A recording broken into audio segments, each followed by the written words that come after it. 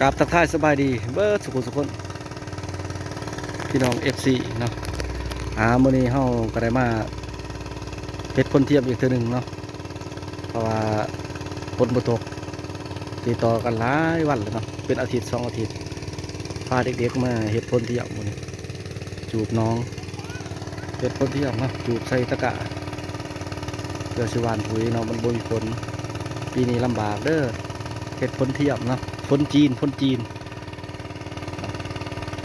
ฝากทุกคนติดตามเด้อส่องเฮาบาวฟิเคสายตรงเนาะนี่มาเห็ดคนเที่ยวอีกครับ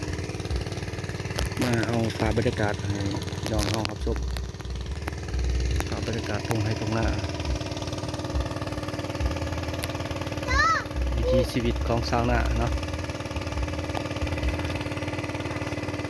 จูบน้อง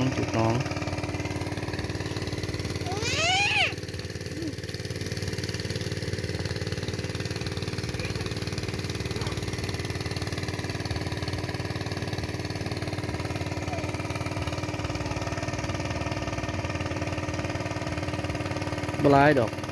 ทุกคนตะกร้าเนาะเขา2 สอบ